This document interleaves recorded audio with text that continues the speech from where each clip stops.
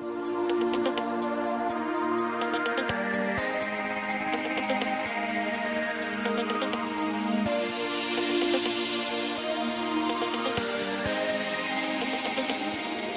días.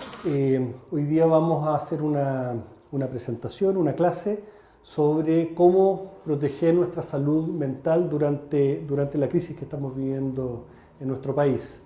Vamos a hablar concretamente de la técnica de primeros auxilios psicológicos. La técnica de primeros auxilios psicológicos es una técnica ampliamente utilizada en el mundo, pero en particular en esta clase vamos a hablar de una protocolización de los primeros auxilios psicológicos, que es el protocolo ABCDE. Es un protocolo de primeros auxilios psicológicos que fue desarrollado en nuestro país y probado en nuestro país a través de un ensayo clínico aleatorio.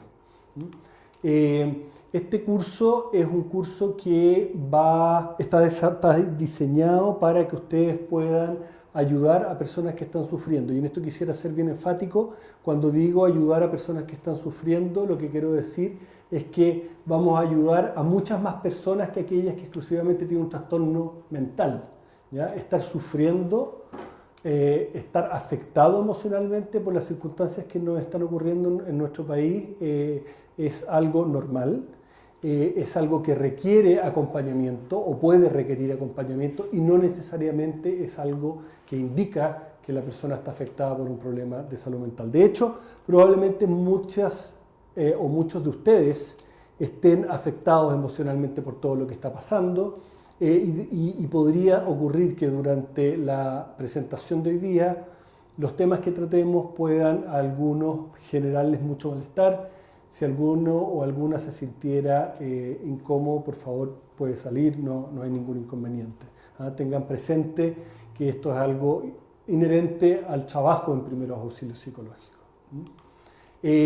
Muy importante tener presente que este curso no basta. El curso que vamos a hacer hoy día es un curso de 2 horas. Este curso va a quedar subido en internet, disponible por mucho tiempo para todas las personas, para todo el mundo, digamos. Y vamos a acompañar el curso de material, ¿sí? Pero el curso normalmente dura 8 horas y sabemos que estamos en una situación de apuro, por lo tanto necesitamos comprimir el tiempo y acelerar la velocidad de formación, pero en 2 horas no vamos a poder entregar todo el contenido y desarrollar todas las competencias que se requieren para hacer primeros auxilios psicológicos. Para poder hacerlo, para poder desarrollar todas esas competencias, es importante que ustedes, después del curso, participen de una sesión online que vamos a desarrollar en probablemente 1 o 2 días más después de que subamos el curso a la plataforma web, en la cual van a poder hacer preguntas adicionales a las que pueden hacerme acá. Probablemente muchas preguntas les surjan después cuando se vayan a sus casas. Y adicionalmente a esa actividad en que van a poder hacer preguntas, vamos a subir material, nuevos videos, vamos a subir el manual de primeros auxilios psicológicos. La idea es que complementen lo que vamos a trabajar aquí con ese material y esa oportunidad de hacer preguntas. Esas preguntas y lo que hoy día vayan a ver probablemente va a relacionarse con lo que ustedes normalmente hacen. Todos ustedes trabajan normalmente atendiendo personas. Este curso está dirigido a personas que trabajan en el mundo de la salud o en el mundo del apoyo psicosocial. Por lo tanto, estoy seguro que la gran mayoría, o si no todos los tópicos que vamos a ver hoy día, ustedes los conocen y ya los han aplicado.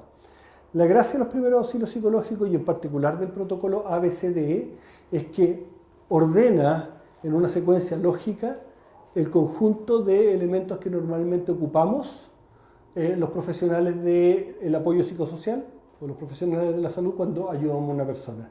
Y esto es sumamente importante porque en las situaciones de crisis uno se siente, así como los pacientes o las personas, no pacientes, en realidad las personas, se sienten afectadas y abrumadas. Nosotros como ayudadores también nos sentimos abrumados, entonces necesitamos una orientación, una ayuda. ¿De acuerdo? En la diapositiva que ven ustedes en la pantalla pueden ver los materiales que vamos a dejar con las direcciones web de acceso. Es muy importante que tomen nota de esa dirección web para que puedan hacer las descargas. Bien, antes de conversar de los primeros auxilios psicológicos propiamente tal, vamos a hablar acerca del contexto en el cual requerimos aplicar primeros auxilios psicológicos, que es el contexto de las experiencias traumáticas, las situaciones de crisis. ¿De acuerdo? Y hay una serie de mitos en realidad respecto a las situaciones de crisis que es importante abordar de entrada. Todos sabemos finalmente qué es lo que es una experiencia de crisis. Todos hemos escuchado hablar de situaciones traumáticas, esta persona quedó con un trauma, en fin. Y surgen una serie de mitos en relación a las experiencias traumáticas que es importante abordar de entrada. El primer mito es que todas las situaciones críticas o las situaciones traumáticas van a generar una huella indeleble en la persona. La verdad es que hoy día sabemos que la mayor parte de las personas que viven una situación traumática o una situación crítica no desarrolla alguna secuela psicológica. La mayoría de las personas, al contrario, queda sin secuelas e incluso existe un porcentaje de la población que es afectado por este tipo de situaciones que describe lo que se llama un florecimiento postraumático o un crecimiento postraumático. Con esto no quiero decir que no hayan personas que queden afectadas, por cierto que las hay, pero es muy importante tener presente que el hecho de experimentar una experiencia traumática no es garantía necesariamente de quedar con una secuela psicológica. Eso es lo primero. Lo segundo es que existe la idea de que siempre es mejor hacer algo que no hacer nada. ¿Sí? O sea, mira, total, ¿qué mal vamos a poder hacer? Vamos a prestar ayuda, vamos a conversar con la persona, vamos a intentar hacer algún tipo de intervención en crisis, ¿sí? Porque lo peor que puede pasar es que no le sirva. Y la verdad es que existe evidencia de que la intervención en crisis o los primeros auxilios psicológicos mal implementados pueden dejar secuelas en el largo plazo, ¿ya? Y de allí es tan importante que primero no hagamos primeros auxilios psicológicos o no hagamos intervención en crisis a quien no lo necesite. Eso es lo primero. Y segundo, si lo vamos a hacer a alguien que lo necesita, que lo hagamos bien, que apliquemos las técnicas adecuadas. Tercer mito es que la primera ayuda a personas afectadas por emergencia y desastre debe venir de parte de un experto, de parte de un psicólogo, de parte de un psiquiatra, de parte de un profesional de la salud.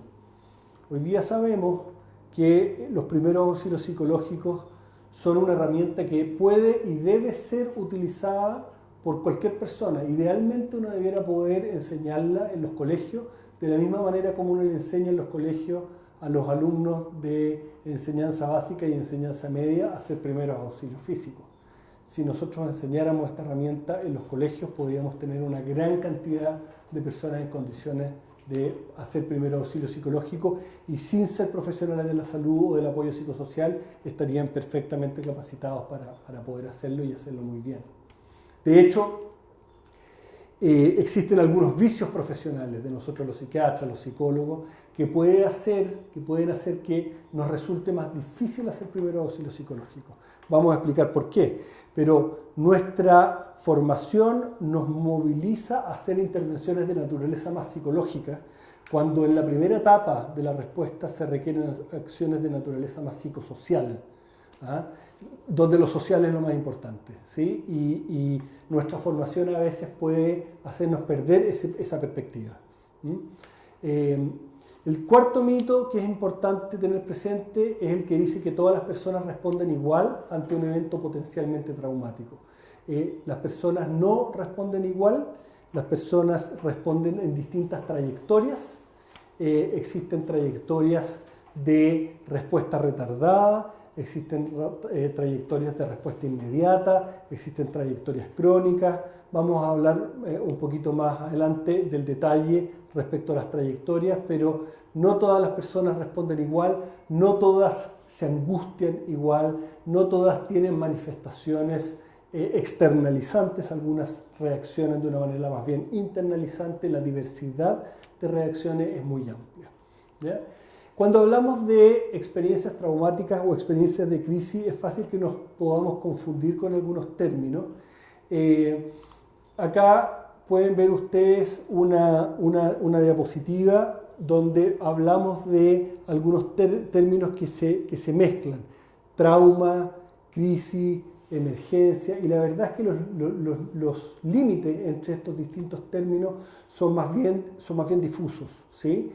Si nosotros nos referimos a la definición de trauma del DSM, por ejemplo, o del CIE, la definición es más bien restrictiva y se va a referir exclusivamente a situaciones donde una persona experimenta la vivencia de estar en un riesgo inminente de muerte o en un riesgo inminente de resultar con lesiones físicas graves, o cuando la persona siente que puede su dignidad sexual o su integridad sexual ser afectada, ¿ya? Eso es lo que llamamos, de acuerdo a la definición formal del DSM o del CIE-11, una experiencia traumática, ¿ya? Y este tipo de experiencias las podemos vivir desde distintas perspectivas.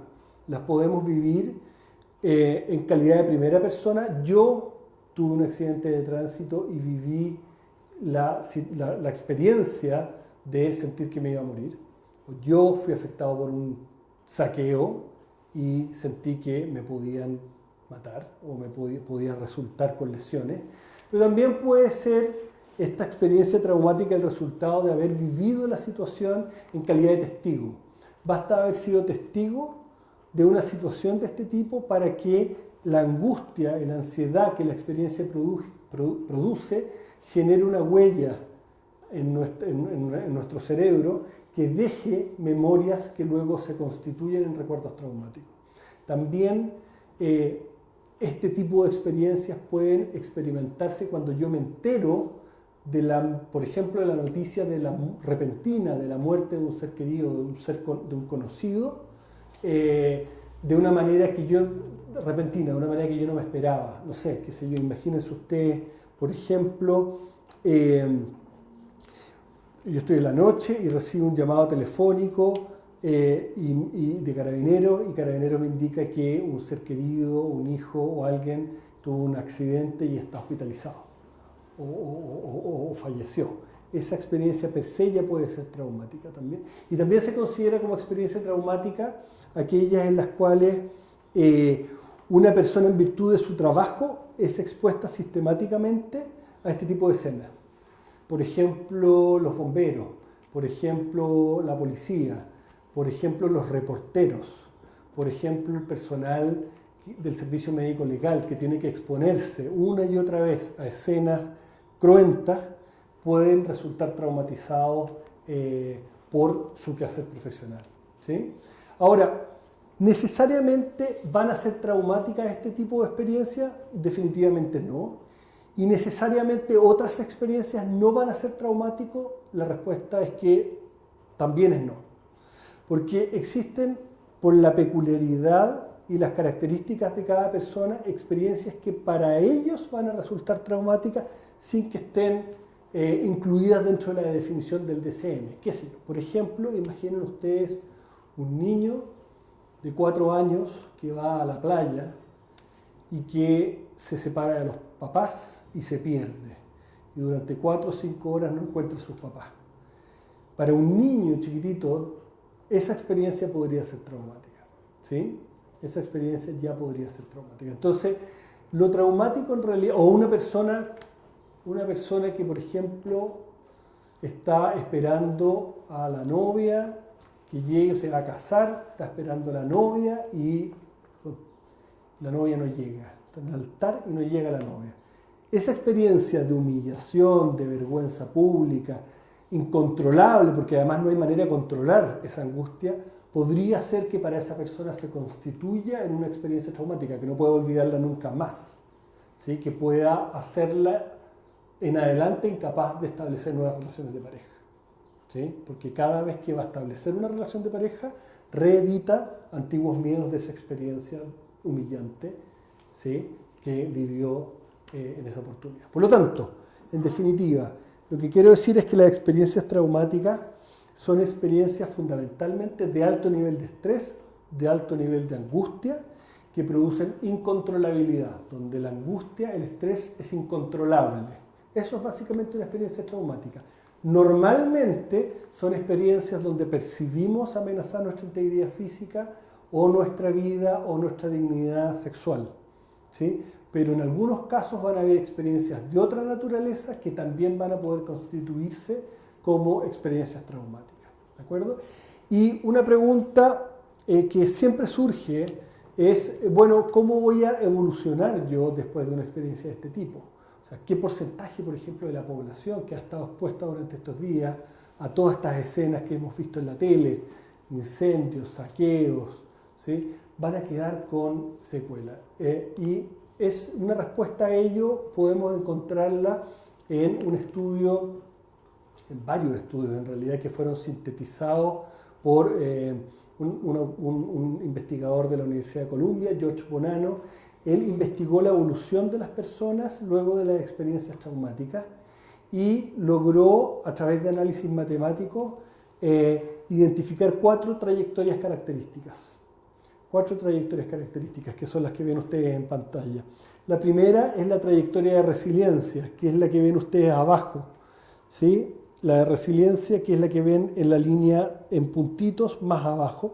La trayectoria de resiliencia es aquella que se observa en las personas que durante la experiencia traumática pueden experimentar mucha angustia, ¿sí? Pero si se fijan ustedes, la disrupción en su nivel de funcionamiento no es mayor, es una disrupción leve o baja. Y por lo tanto, a pesar de toda la situación, logran mantener sus rutinas de una manera adecuada y eso lo mantienen desde el momento de la experiencia traumática o potencialmente traumática para adelante en forma indefinida, ¿ya? Esa es la trayectoria más común, la trayectoria resiliente. Se describe que más o menos ocurre en un 60% de la población, más o menos, ¿ya? Existe otro grupo de personas que es la que desarrolla lo que ven en pantalla en la trayectoria denominada de recuperación, ¿ya? La trayectoria de recuperación lo que describe es un grupo de personas que normalmente durante los 3 a 6 primeros meses después del evento potencialmente traumático van a comprometer su funcionamiento, ¿ya? Van a comprometer su funcionamiento de un modo tal en que quizás no van a poder cuidar a su familia de la misma manera como venían haciéndola, o trabajar de la misma manera como venían haciéndola, o mantener sus rutinas de actividad física, de autocuidado. Va a haber una disrupción en su funcionamiento habitual, ¿ya? Importante, pero de manera espontánea, sin mediar ningún tipo de tratamiento, van a recuperarse típicamente entre 3 y 6 meses después, ¿ya? Esa trayectoria se observa más o menos en un 30% de la población, ¿ya? Más o menos un 30% de la población. Y existen 2 trayectorias adicionales que son las trayectorias crónicas. En las trayectorias crónicas las personas parten desde un comienzo con una disrupción importante en su funcionamiento y evolucionan de manera crónica en esa dirección. Ese es más o menos un 5% de la población, un poco menos en algunas. Va a depender un poco del tipo de experiencia traumática. Y existe otro grupo que se estima que es de más o menos un 5% de la población, que es el que ven ustedes que dice ahí demorado. La trayectoria retardada o demorada es una trayectoria en la cual la persona inicialmente no muestra una gran perturbación en su funcionamiento, en su bienestar, y pueden pasar 6 meses, 1 año o más, y la persona desarrolla sintomatología importante, con compromiso del funcionamiento, ¿sí? Pero lo más importante de esta diapositiva es que tengan presente que la gran mayoría de las personas va a tener una recuperación espontánea luego del malestar que estamos viviendo. Cuando digo espontánea es sin requerir ni psicoterapia, ni farmacoterapia, ni ayuda clínica profesional especializada. ¿De acuerdo? No, la gran mayoría de las personas va a poder recuperarse con sus propias herramientas de resiliencia. ¿Ya? Eso no significa que durante este día no lo estemos pasando mal. La mayoría de las personas durante estos días lo estamos pasando mal y reaccionamos con una serie de fenómenos psíquicos, físicos, que son muy diversos y que si le preguntamos a 100 personas en la calle, yo les aseguro que el 90% van a decir que están viviendo uno o más de estos fenómenos. ¿Sí? ¿Cuáles son los más típicos? Los más comunes son, primero que nada, tener la cabeza ocupada permanentemente por pensamientos acerca de lo que está ocurriendo, que pueden venir y volver y volver y volver, a veces cuando ni siquiera queremos, lo cual afecta mucho nuestra capacidad de trabajar y de concentrarnos en lo que estamos, porque estamos permanentemente invadidos de o imágenes que vimos en la tele, o pensamientos y preguntas acerca de lo que está ocurriendo, o preocupaciones de dónde vamos a encontrar comida, dónde vamos a encontrar un supermercado abierto, qué farmacia va a estar disponible para que vayamos a comprar tal o cual antibiótico, etc. Es el primer fenómeno, tener la mente ocupada e incapaz de poner atención en otras cosas. ¿Sí? A veces esta reexperimentación de lo que está ocurriendo puede ser no solamente a través de imágenes o de pensamientos, sino que incluso puede ser a través de sensaciones físicas. ¿Ah? Sensaciones como opresión precordial, opresión torácica, malestar abdominal, pueden haber distintos tipos de somatizaciones. ¿Ya? El otro tipo de fenómenos muy habituales es que tengamos, en una etapa podemos tener una compulsión por consumir información acerca de lo que está pasando. ¿Sí? Es una compulsión porque a veces sabemos que no es bueno hacerlo, nos sentimos agotados de hacerlo, queremos cambiar el tema, pero uno siente la necesidad irrefrenable de prender la tele y informarse de lo que está pasando. O, y eso puede pasar habitualmente una semana después de que parte la situación, puede aparecer un rechazo total a cualquier, le llamamos claves, ¿sí? A cualquier persona, lugar, situación, cosa que me recuerde lo que está ocurriendo, y yo trato de evitar estas personas, lugares, situaciones, cosas que quieran hablar del asunto, ¿sí? Lo cual puede llevar a aislarme. Esa es otra reacción que puede ocurrir. ¿Ya? Adicionalmente, muy importante durante este tiempo, irritabilidad. Puede haber insomnio, puede haber, ya les decía, desconcentración por este pensamiento invadido por tantas imágenes. En el caso de los niños, muy común que aparezca ansiedad de separación. El niño quiere volver a dormir con sus papás, el niño no quiere despegarse de sus papás. Pueden aparecer conductas regresivas, el niño que ya había dejado el chupete vuelve a ocuparlo, el niño que había dejado de orinarse vuelve a orinarse, pérdida de control de esfínteres que ya se había logrado. Pueden haber también juegos recurrentes o dibujos donde la temática sea relativa a todo lo que estamos viendo en el día a día. ¿Sí? Eso también puede aparecer como una reacción muy normal. La habilidad emocional, que es esta emotividad que nos hace estar más, soltar algunas lágrimas, ¿sí? O más irritable también, reacción muy común. Y en algunas personas se van a alterar también los hábitos de sueño y los hábitos alimenticios. Puede ser que alguna persona esté inapetente durante el día, algunas van a estar con un deseo de comer más. Son todas reacciones muy esperables y que en situaciones normales uno podría considerarlas señales de alarma propias de un trastorno mental. Ya les he hablado de varias, ¿cierto? Trastornos del sueño, trastornos del apetito, pueden haber pérdida del entusiasmo, estar con otro. Uno podría decir, bueno, esto es compatible con un cuadro depresivo en algunas personas. ¿sí? Alteraciones de la concentración, compatible con un cuadro depresivo. Pero en una situación anormal, ese tipo de fenómenos se configura como una reacción normal. Por eso es que hablamos de una reacción normal frente a una situación anormal. ¿Ya? Lamentablemente, en algunas personas, y ya veíamos las trayectorias, estos fenómenos que normalmente pasarían van a mantenerse en el tiempo. ¿Ya? Y sabemos, tenemos evidencia, se ha ido logrando evidencia en distintos tipos de situaciones traumáticas o violentas, de quienes que nos permiten saber con más o menos precisión quiénes son las personas que van a quedar con secuelas. ¿Ya?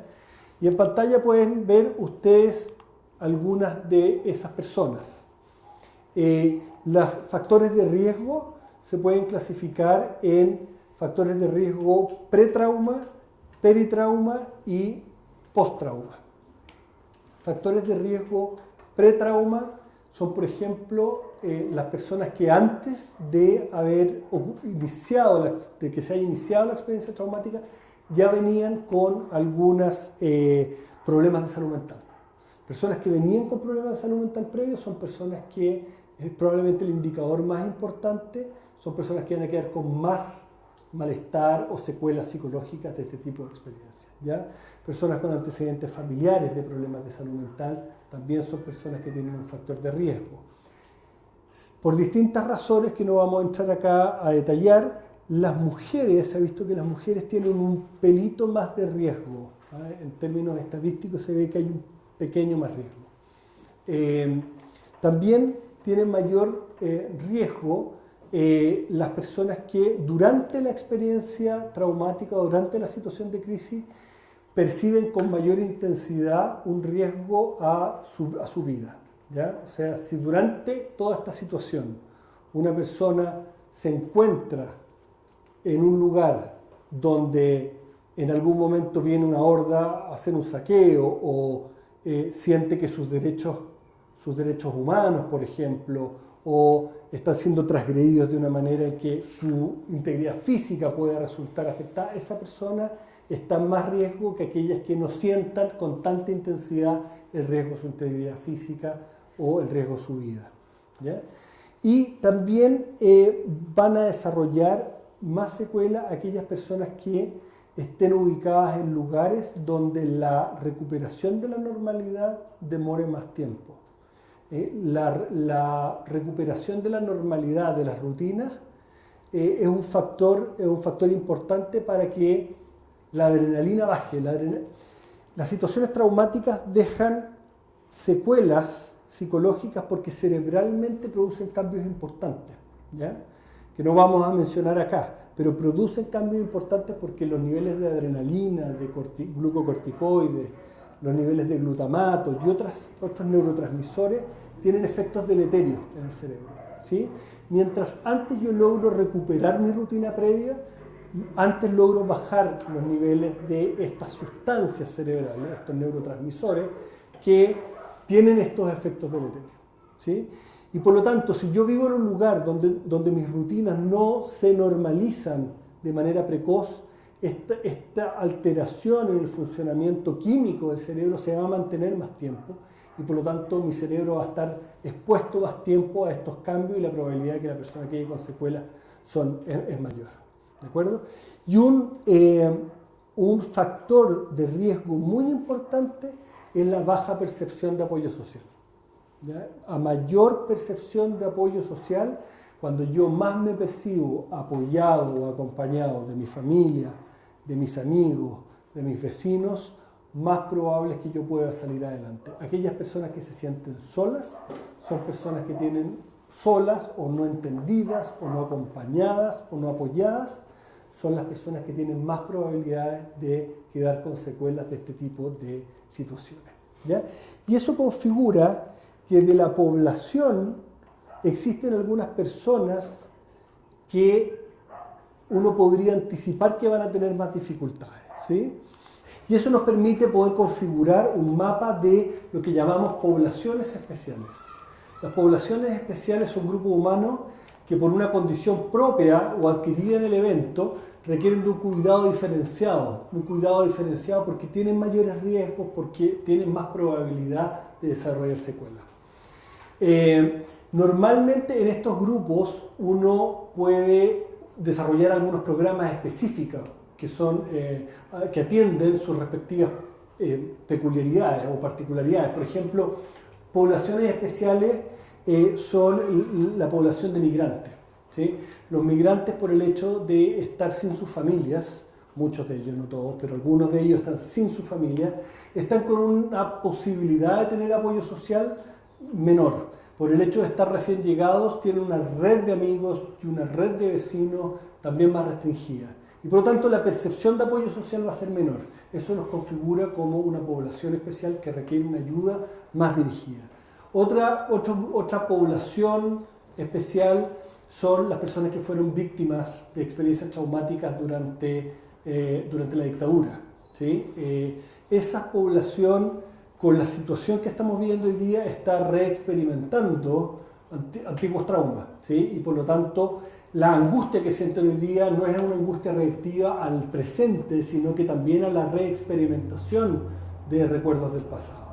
También es una población especial, la población que está expuesta a escenas de violencia por su quehacer. Por ejemplo, los reporteros. Los reporteros, las personas que trabajan en prensa son una población especial. Los bomberos son una población especial. La policía, los militares son una población especial, porque su nivel de exposición es una exposición mucho mayor, ¿sí?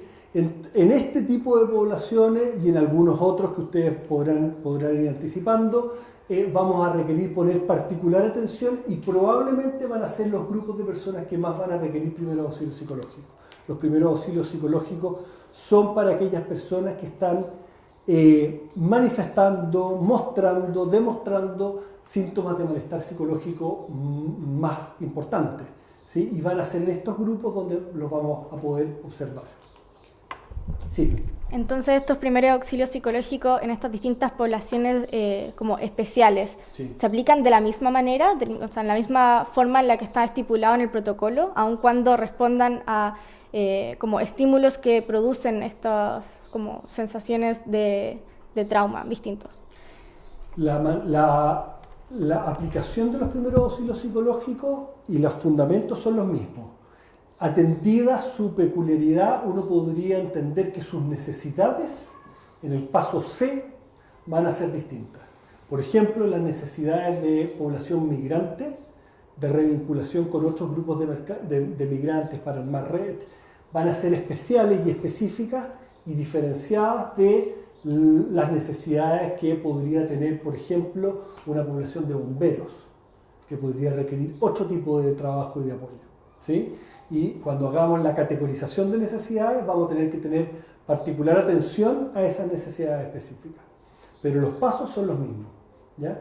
Lo otro que determina la existencia de grupos de poblaciones especiales es que la ubicación de esas poblaciones especiales va a determinar lugares específicos donde sería bueno ir a prestar primeros auxilios psicológicos. O sea, si ustedes hoy día estuvieran pensando dónde nosotros debiéramos ir a prestar primeros auxilios psicológicos, yo les diría, sería muy bueno que fueran a cuarteles de bomberos, que fueran al Instituto Nacional, al Instituto Nacional de Derechos Humanos, que fueran no sé si es posible, pero eventualmente prestar ayuda a los carabineros también, ellos los están pasando muy mal, que fueran a grupos particulares de estudiantes que estuvieran muy afectados por todo lo que han vivido. Son ahí donde se concentran las personas que están más afectadas por esta situación. Y por cierto también en poblaciones, en vecindarios que hayan estado particularmente afectados por saqueo, por el nivel de exposición, ¿sí? Que si incluso en casos donde haya población en donde varios de estos factores estén presentes, por ejemplo en población migrante que estén reexperienciando situaciones de dictadura en sus propios países y aparte de que tengan poco apoyo social, ¿el sistema funcionaría de la misma manera? El sistema funcionaría es el mismo, vamos a dedicar un tiempo a hacer escucha activa, vamos a dedicar un tiempo a a hacer técnicas de relajación si fuera necesario, ya vamos a ver que no siempre es necesario, y en la categorización de las necesidades y en la derivación a redes de apoyo vamos a tener que ampliar el abanico que anticipamos de necesidades y ampliar la red de derivación necesaria para esa población particular. Yo creo que el ejemplo que das es un ejemplo muy bueno. Por ejemplo, la población venezolana en nuestro país creo que es una población que puede estar especialmente remecida por lo que está viviendo, por una población que viene, ¿sí?, escapando de situaciones políticas difíciles, ¿sí?, y se encuentra en Chile con esta situación, ¿sí?, sin la red social de apoyo que provee la familia, ¿cierto? Sí. Quisiera contarle algo acerca de los fundamentos, la evidencia y el protocolo de los primeros auxilios psicológicos. Es súper importante tener presente que los primeros auxilios psicológicos son un eslabón dentro del continuo de cuidado que uno debe ofrecer a una comunidad o a una persona afectada por experiencias traumáticas. ¿Ya? En la pantalla pueden ver ustedes los distintos niveles de intervención que uno debiera ofrecer para personas afectadas por experiencias traumáticas. Si ven, los primeros auxilios psicológicos están en el nivel 2. Normalmente se proveen, en el caso de desastres, en albergues, en el caso de situaciones como las que hoy día afectan al país, en los cuarteles, en los centros de alumnos, en los lugares donde confluyen las personas afectadas y estas poblaciones especiales, ¿sí? Pero existe un nivel de intervención previo, el nivel 1, que tiene que ver con la comunicación de riesgo, la comunicación social, ¿sí? La comunicación social es una herramienta tremendamente importante para transmitir calma a la población, ¿sí? Y ese nivel de intervención, la comunicación social, recae en las autoridades, recae en las vocerías oficiales, ¿de acuerdo? Después viene un nivel 3, que es el nivel de trabajo que se realiza en los centros de atención primaria de salud. En el centro de atención primaria, el objetivo, una vez que se identifican a personas que están con señales de alarma, en los centros de atención primaria lo que debiera hacerse ya es poder brindar tratamiento ansiolítico para los casos más graves, personas que estén con un insomnio muy profundo, o que estén con crisis de pánico, que estén con una sintomatología muy intensa, y además hacer un tamizaje y un diagnóstico más específico, que no es el propio de los primeros auxilios psicológicos. En los primeros auxilios psicológicos nosotros no hacemos diagnóstico, eso es de la atención primaria, eso se hace en los SAPU, eso se hace en los consultorios de atención primaria, y allí, una vez hecho el diagnóstico, hacer la derivación al tratamiento adecuado, ¿sí? Que va a ser tratamiento por psicología o por especialista. Para hacer primeros auxilios psicológicos es muy importante la preparación previa. Los primeros auxilios psicológicos, como ya decía, nosotros los brindamos en lugares específicos. Ya les decía, centros de alumnos, cuarteles de bomberos, lugares donde haya una gran afluencia de migrantes. Esos son lugares donde uno debiera ir a hacer primeros auxilios psicológicos. Y el trabajo con estos grupos es posible que nos exponga a nosotros. Entonces, el primer paso de los primeros auxilios psicológicos es prepararse ustedes. No es una buena idea ir a prestar primeros auxilios psicológicos sin una buena preparación y de seguridad para ustedes mismas o para ustedes mismos.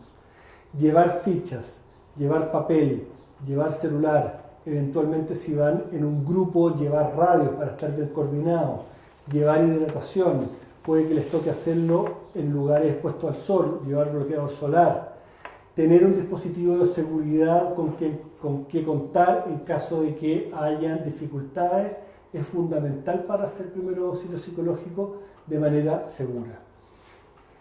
Muy importante que el trabajo de primeros auxilios psicológicos que hagan, lo hagan coordinados con los dispositivos locales que están manejando el lugar donde se van a desplegar.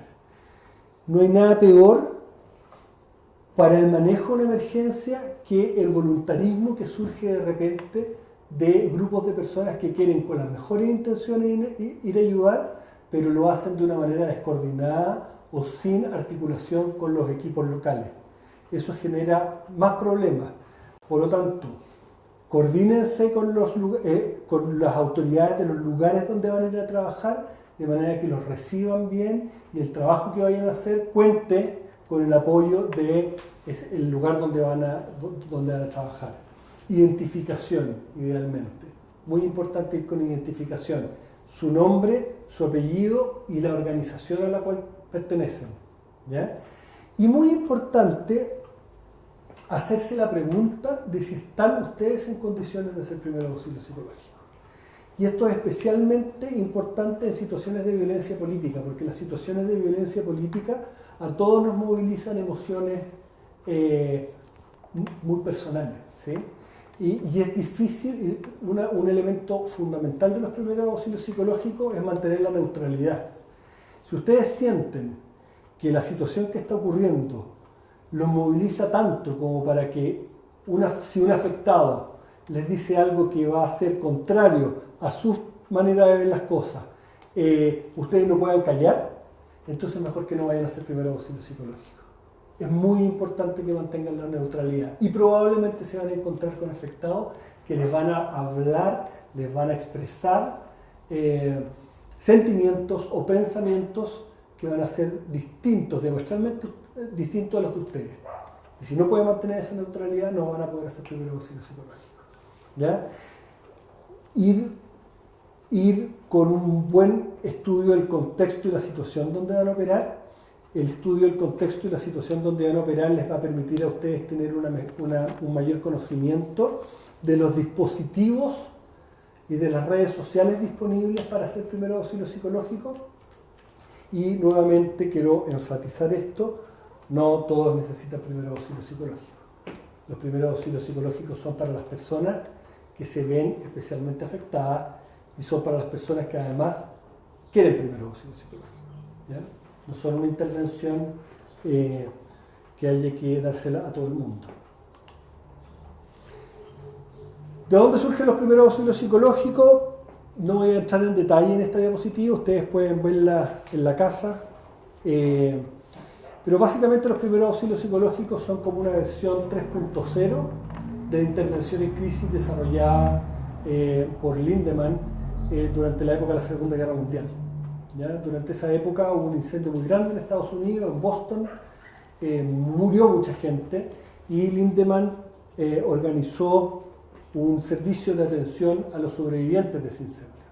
Y él describió ciertos elementos que eran indispensables para poder hacer primero intervención en crisis.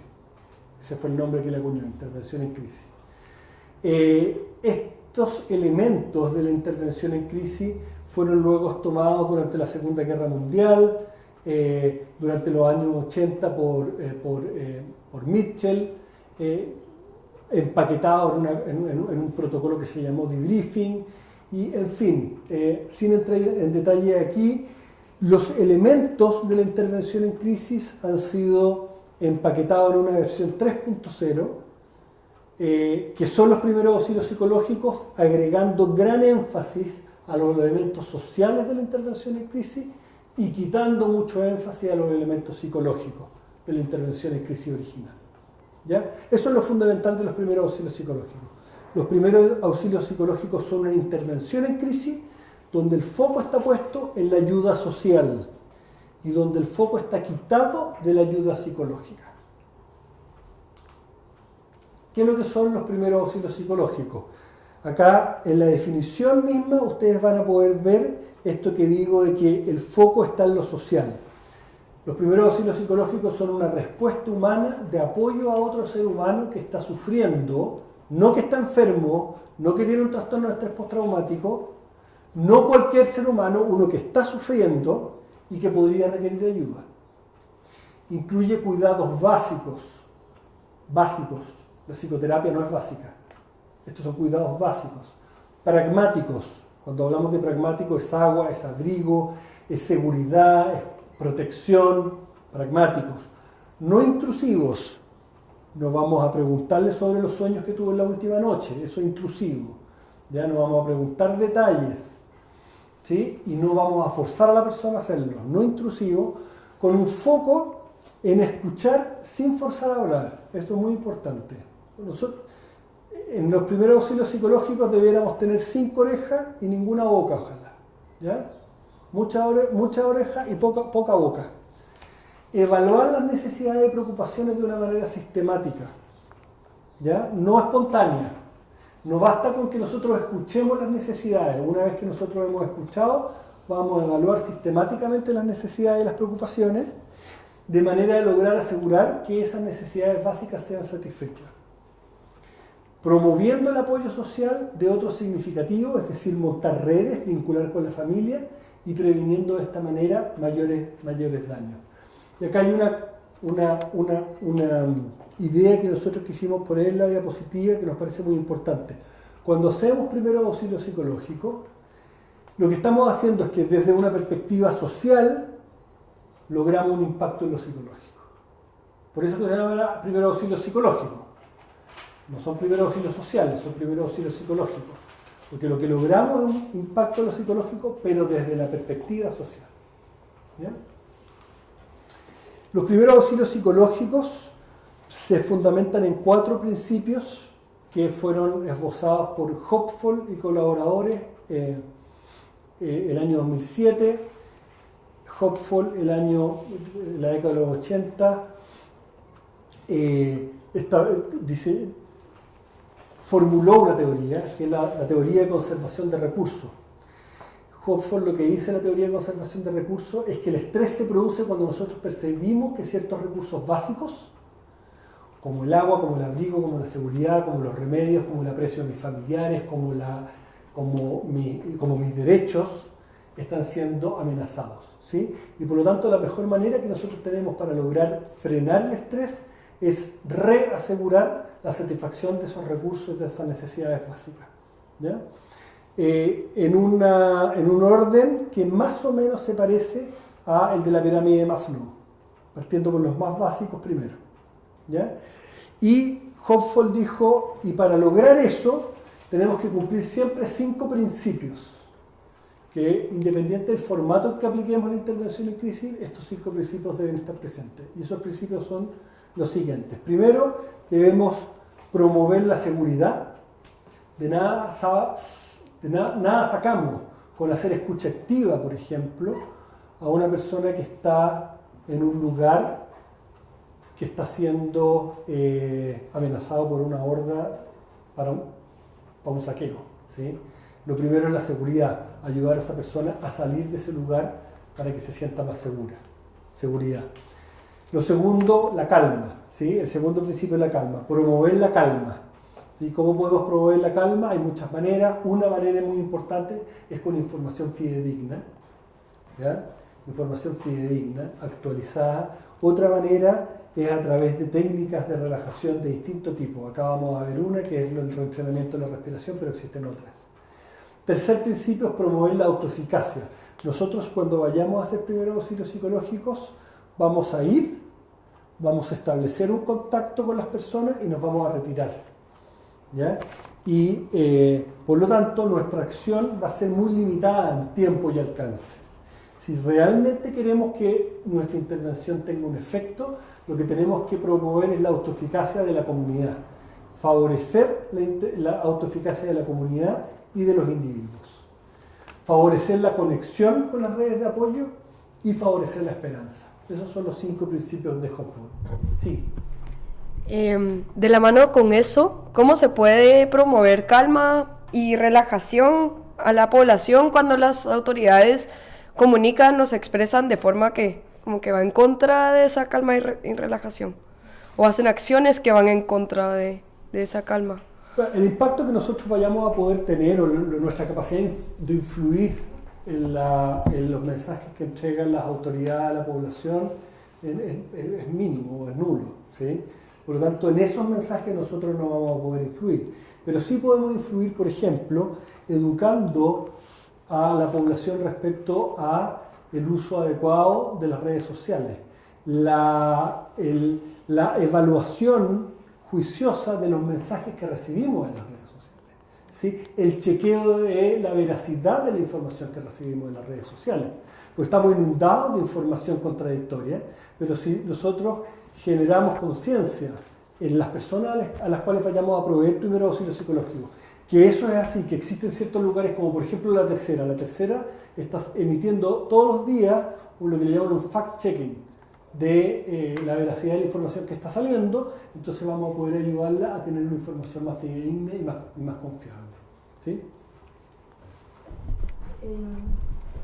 En el principio de calma es bueno utilizar frases tipos como esto no va a pasar o esto ya va a pasar, la situación es difícil pero la podemos aguantar, cosas así, o qué es importante. Es muy importante que en la etapa de escucha activa uno minimice el número de veces que uno habla y que emite comentarios de ese tipo. ¿Ya? Uno puede emitir ciertos comentarios, pero la herramienta fundamental de la escucha activa, lo vamos a ver más adelante, es el parafraseo y son los reflejos. ¿Ya? Uno no debiera emitir comentarios que generen falsa esperanza, porque realmente no sabemos cuánto vaya a durar esto. ¿Ya? En ese afán de emitir comentarios esperanzadores, a veces se cometen torpezas muy grandes. Por ejemplo, recuerdo una mujer que había perdido a su marido en un accidente de tránsito. ¿Sí? Y entonces habían pasado 2 días, estaba recién enterrando al marido, y las personas iban y como por el afán de decir algo le decían no te preocupes, tú eres tan buena moza, vas a ver que de aquí a unos meses vas a encontrar pololo nuevamente. Ese tipo de cuestiones son con el mejor de los afanes, pero pueden ser muy mal recibidas por las personas. ¿Sí? Me recuerdo también lo mismo, otra persona que había perdido a su hijo. Entonces le decía, bueno, pero vas a tener, tranquila, tienes ahora un angelito que te cuida del cielo. Y la persona era atea. ¿Ya? Entonces, hay que ser súper cuidadoso con lo que uno dice, porque lo que uno dice puede no ser bien recibido. ¿Ya? Por eso es que, ya lo vamos a ver, las herramientas de la escucha activa son el parafraseo y el reflejo, cuyo detalle vamos a ver. Acá pueden ver ustedes una tabla que compara la intervención en crisis tradicional con los primeros auxilios psicológicos. ¿Sí? Creo que es una tabla bastante explicativa que nos va a permitir que nos va a permitir contrastar estos dos paradigmas. La intervención en crisis tradicional está destinada a todo lo expuesto a un evento traumático. ¿Ya? Los primeros auxilios psicológicos es solo para los más perturbados y que normalmente los vamos a encontrar en los centros de afluencia de poblaciones especiales. Normalmente ahí los vamos a encontrar. El mecanismo de la intervención en crisis tradicional, o al menos así fue formulado por Gardiner, luego por Spiegel, luego por Kaplan y otros, es la catarsis, es la ventilación emocional. En el caso de los primeros auxilios psicológicos, el mecanismo es la aseguración precoz de la satisfacción de necesidades básicas. ¿Ya? Por eso es que decimos que en la intervención en crisis tradicional el énfasis en lo psicológico, en los primeros auxilios psicológicos el énfasis en lo social. La naturaleza es psicosocial en la intervención en crisis tradicional y es psicosocial en los primeros auxilios psicológicos. En la intervención en crisis tradicional, el proveedor es un profesional entrenado. ¿Ya? En los primeros auxilios psicológicos es un vecino entrenado. Cualquiera puede hacer, con un pequeño entrenamiento. El marco teórico en la primera es la teoría psicoanalítica, la segunda es la teoría de conservación de recursos. La intervención en crisis tradicional se puede hacer en grupo. En el caso de los primeros auxilios psicológicos, la intervención es 1 a 1. ¿Ya? Y esto es así porque la escucha activa uno no podría hacerla en grupo. Por eso es 1 a 1. ¿Ya? Y porque las necesidades son muy personales. ¿Ya? Y en el caso de la intervención en crisis tradicional, el efecto preventivo del desarrollo de trastornos, la evidencia muestra que es nulo. No hay evidencia que muestre que la intervención en crisis tradicional tenga un efecto preventivo de trastornos de estrés postraumático, depresión postraumática u otras secuelas postraumáticas. En el caso de los primeros auxilios psicológicos tenemos evidencia de su efectividad, evidencia que vamos a ver más adelante. Los primeros auxilios psicológicos se desarrollan en el año 2005 y desde entonces hay una serie de manuales, cursos, entrenamientos que ustedes van a poder encontrar hoy día en internet disponible. El curso que nosotros estamos haciendo es del modelo ABCDE, pero si ustedes se meten a internet y buscan Manual de Primera Ayuda Psicológica de la OMS, van a poder encontrar gratuito otro manual. ¿Ya? Existen muchos. Tal es la importancia de los primeros auxilios psicológicos para la OMS, para la Asociación Mundial de la Salud Mental, que en el año 2016 el lema del Día Mundial de la Salud Mental fue primeros auxilios psicológicos para todos. ¿Ya? Existe hoy día una sensibilidad en la Organización Mundial de la Salud de promover los primeros auxilios psicológicos de la manera más universal posible. ¿Sí? Hasta hace poco los primeros auxilios psicológicos no contaban con evidencia. Fíjense ustedes las publicaciones que están en pantalla. Hay publicaciones del año 2014 en que metaanalíticamente se habían buscado ensayos clínicos que mostraran efectividad de los primeros auxilios psicológicos y no se había encontrado. ¿Ya? El modelo ABCDE, que es el modelo que vamos a explicar ahora, es un modelo que sí tiene evidencia de efectividad. Estamos en este momento en etapa de evaluación por pares en una revista científica para su publicación, pero pueden ver ustedes ahí en pantalla el estudio y el financiamiento que permitió desarrollar este ensayo clínico que desarrollamos entre el año 2015 y 2018. ¿Cuáles son los resultados o la efectividad de los primeros auxilios psicológicos? En 388 personas repartidas en 5 hospitales, 5 servicios de urgencia de 5 hospitales en la región metropolitana. A la mitad, al azar, le aplicamos primeros auxilios psicológicos y a la otra mitad le hicimos psicoeducación. La psicoeducación sabemos que es una técnica que no previene el desarrollo de trastorno de estrés postraumático u otras secuelas del trauma. Y en quienes recibieron primeros auxilios psicológicos nosotros pudimos ver 5 efectos estadísticamente significativos. Primero, disminuye los síntomas tempranos de estrés postraumático durante los primeros 3 meses. Segundo, aumenta el alivio emocional inmediato. Tercero, baja el consumo de ansiolíticos, tabaco y alcohol durante los 3 primeros meses. Cuarto, baja los conflictos interpersonales que se producen por la irritabilidad propia del estado de ansiedad que producen este tipo de eventos. Y quinto, disminuye el ausentismo. Nosotros vimos una disminución en el ausentismo laboral. De hecho, las personas que recibieron primeros auxilios psicológicos tuvieron menos licencias médicas después de los eventos traumáticos que atendimos en los servicios de urgencia. ¿Sí? ¿Cuándo deberían empezarse a disminuir los síntomas? ¿Durante el estado de crisis o después? ¿O cabal cuando uno termina de hacer los primeros auxilios psicológicos? ¿Cómo que cuánto es el margen? La situación de crisis o la situación de violencia mantiene la sintomatología activa. Sin embargo, en la medida que pasa el tiempo, existen mecanismos naturales de adaptación que hacen que la sintomatología igual vaya bajando. O sea, hay varios reportes de personas que han estado en sitios de guerra, que estando en el fragor mismo de un conflicto y de una violencia, reportan que su sintomatología baja con el tiempo. ¿Sí? Se produce una adaptación, ¿ya? Pero esa adaptación evidentemente va a ser más lenta si la violencia se mantiene en el tiempo. La capacidad de adaptación tiene un límite. Bien, este es el protocolo de primeros auxilios psicológicos que vamos a ver en detalle. El protocolo consta de 5 pasos. El primer paso es la escucha activa, que toma 10 a 20 minutos. El segundo paso es el reentrenamiento de la respiración para mantener la mnemotécnica ABCDE. Le pusimos Breathing Retraining del inglés, ABCDE. Este es el paso B, toma 10 minutos. Luego viene la letra C, que viene de categorización de necesidades, toma 10 minutos. La letra D, derivación de redes de apoyo y protección, hasta 10 minutos. Y luego viene la E, que viene de psicoeducación, 10 minutos más.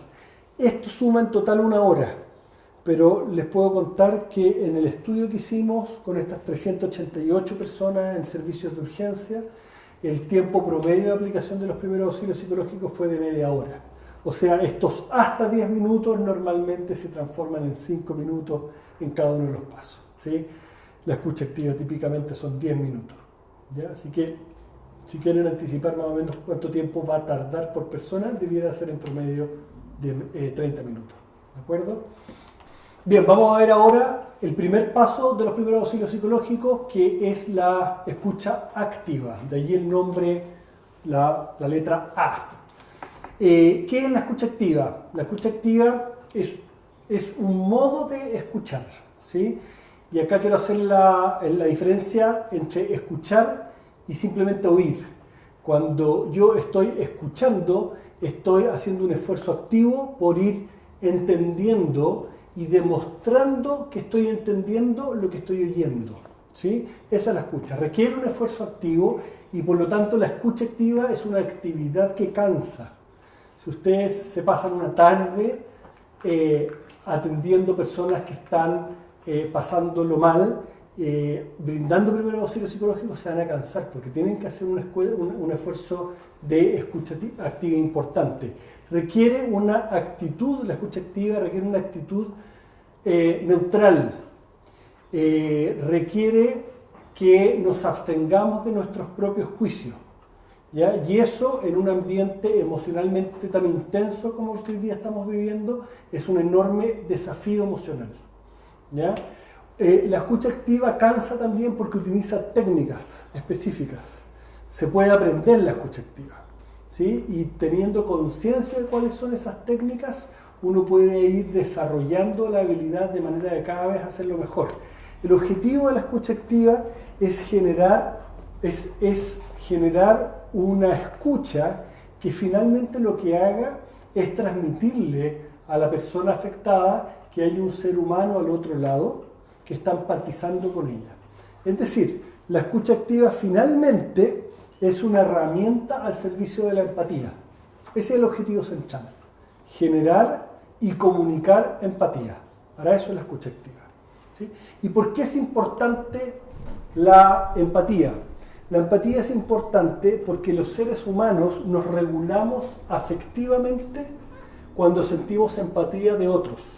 Los seres humanos, como animales gregarios que somos, ¿sí?, regulamos nuestra emocionalidad, nuestros afectos, cuando sentimos que estamos en un grupo donde se comparte empatía, ¿sí?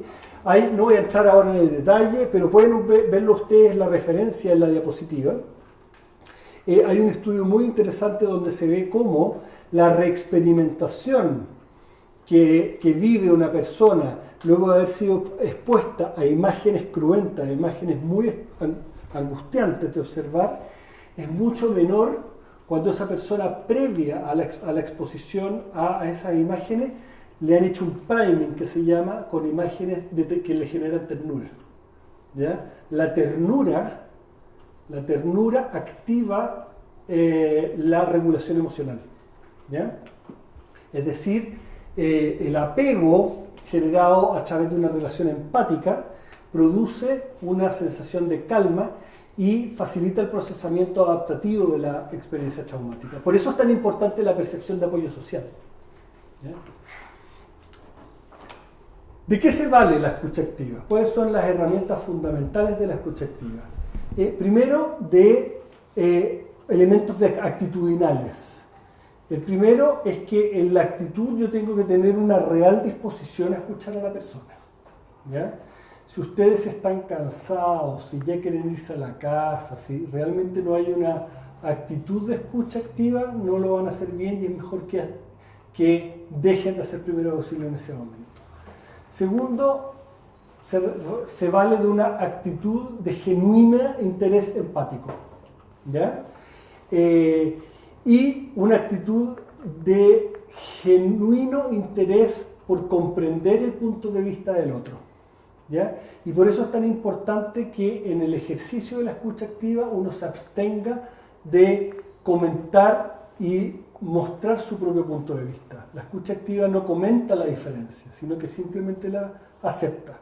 Nuevamente quiero resaltar que en esta situación particular de violencia política, a mi parecer, es el desafío más importante para una correcta implementación de los primeros auxilios psicológicos, porque a todos nos moviliza lo que está pasando, ¿ya? Mantener nuestra neutralidad es muy difícil. Y la escucha activa utiliza dos técnicas fundamentales, la técnica del reflejo y la técnica del parafraseo, ¿sí? La técnica del parafraseo consiste en transmitir que hay compañía, que hay comprensión, que hay alguien que está entendiendo lo que yo estoy diciendo, que hay alguien que está digiriendo lo que yo estoy diciendo, pero no lo está juzgando, simplemente diciendo o repitiendo lo que la otra persona está diciendo, pero con otras palabras. ¿Ya? Por eso es parafraseo, frasear lo que la persona dice, pero de otra manera. Por ejemplo, una persona puede usted decirle, estábamos felices cuando apareció el auto frente a toda la ciudad y nos chocó. Creí que iba a morir. Hay una situación que ocurrió en el sur del país que perfectamente esta frase podría reflejar la atención en primer auxilio psicológico a una de esas víctimas. ¿Cómo responderíamos a esa frase? A través de la técnica de parafraseo, por ejemplo, podríamos decirle, sí, veo que iba todo bien y justo en ese momento ocurrió el accidente. Estoy diciendo lo mismo, pero al cambiar las palabras, lo que estoy haciendo es decirle que soy yo el que entendió y lo estoy diciendo desde el punto de vista mío. ¿Sí? La segunda herramienta de la escucha activa es el reflejo. En el reflejo lo que yo hago es utilizar las miradas, las posturas, los gestos, los movimientos corporales, las observaciones, el volumen de la voz, el tono de la voz, para generar un entonamiento afectivo, o sea, para transmitirle a la otra persona que yo estoy en el mismo tono afectivo que ella. ¿Ya? Si la persona está en un momento de tristeza y yo estoy con una expresión, con una mirada, con un gesto frío como piedra, no le estoy transmitiendo a la otra persona que estoy empatizando con ella. Los reflejos lo que buscan es ayudarme a comunicar el esfuerzo empático que yo estoy intentando hacer. ¿Ya? Y es muy importante que presten una atención activa y que presten a qué gestualidad ustedes están comunicando. ¿Ya? La escucha activa tiene algunas trampas. Son trampas que nos impiden hacer una escucha activa efectiva y son muy típicas. La trampa del furor curandis, que se acompaña de la intolerancia al silencio, van relacionadas, la trampa del enganche con la agresión y la trampa de las frases armadas o los clichés. ¿Ya?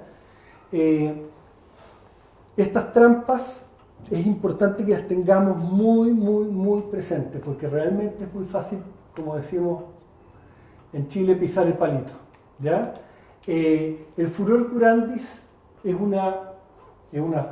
un término acuñado por Freud, que es la compulsión por ayudar. ¿Ya? Es un deseo irrefrenable, reflejo, y como todo reflejo irreflexivo, por ayudar. Al ser irreflexivo no nos permite ver al otro en sus reales necesidades y al contrario nos moviliza de una manera torpe a decir cosas o hacer cosas que pueden generar más daño. ¿Ya? El furor curandis es el principal desafío en los periodos de emergencia, porque la intensidad emocional que generan las crisis o la emergencia hace que el furor curandis sea particularmente intenso. ¿Ya?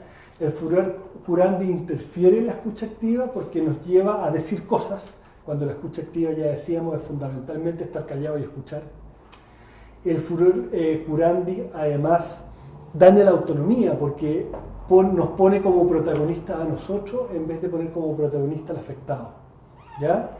Y el furor curandis nos impide en particular tolerar los periodos de silencio. En la interacción con otras personas afectadas normalmente aparecen periodos de silencio que pueden ser difíciles de manejar. Es el furor curandi, esa incomodidad con los periodos de silencio, lo que nos hace hablar y decir algo torpe a veces, ¿sí? El segundo desafío es el enganche con la agresión. El enganche con la agresión tiene que ver con la reacción que nosotros tenemos frente a la agresividad de los afectados. Cuando una persona está afectada por una situación traumática, está irritable, ¿sí? Y puede que esté, como decimos, con rabia con el mundo. Y esa rabia con el mundo puede que sea desplazada hacia nosotros, como las personas que van a ayudar. Es normal que la persona nos diga cosas o reacciones frente a nuestros intentos de ayuda de una manera que nos resulte hostil, ¿sí? O descomedida, o desinteresada, o descalificadora. Pueden aparecer todas esas reacciones. Y es muy importante que nosotros seamos capaces de entender en la escucha activa que la manera agresiva como la persona está reaccionando puede ser, es normal, es entendible, que seamos capaces de metabolizarla y abstenernos de hacer comentarios que puedan interferir en la escucha activa. Y la tercera, el tercer cazabobos en la escucha activa es la disponibilidad enorme de clichés que uno suele ocupar de una manera irreflexiva cuando uno mismo está angustiado por el dramatismo de ciertas situaciones, ¿sí? Y entonces decir ciertas frases que en realidad son frases que más incomodan a las personas que las ayudan. Ya les decía yo en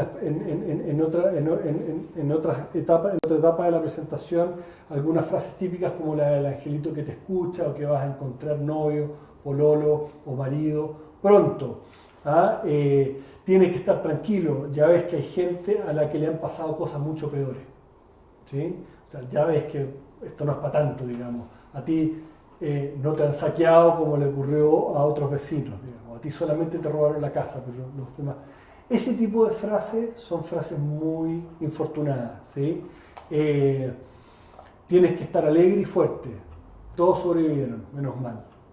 Pero la persona quedó tremendamente afectada, angustiada y no tiene por qué ser esa razón para que esté contenta. Entiendo cómo usted se siente. Realmente entender cómo la otra persona se siente no es tan fácil. Una persona podría decirle, ¿qué va a saber usted cómo yo me siento si usted no ha vivido lo que yo he vivido? Sería una agresión típica de una persona que está recibiendo primer auxilio psicológico. En vez de decirle, entiendo cómo usted se siente, lo que uno dice en general es, mire, voy a hacer el mayor esfuerzo para poder entender qué es lo que usted está pasando, digamos. Voy a hacer mi mayor esfuerzo por tratar de entenderla, aunque entiendo que nunca voy a poder realmente entender bien lo que usted está pasando porque somos personas distintas y no hemos vivido lo mismo, ¿sí? Eso da cuenta de que hay un esfuerzo genuino de empatía, pero también un esfuerzo genuino por considerar y aceptar que somos personas que han vivido situaciones diferentes. En el caso del protocolo primero auxilio psicológico, la escucha activa está puesta en la primera letra, en la letra A, pero en realidad es permanente durante toda la aplicación del protocolo. Siempre se ocupa la escucha activa, ¿ya? Abre el protocolo de primer auxilio psicológico y lo cierra. Muy importante que es una oferta.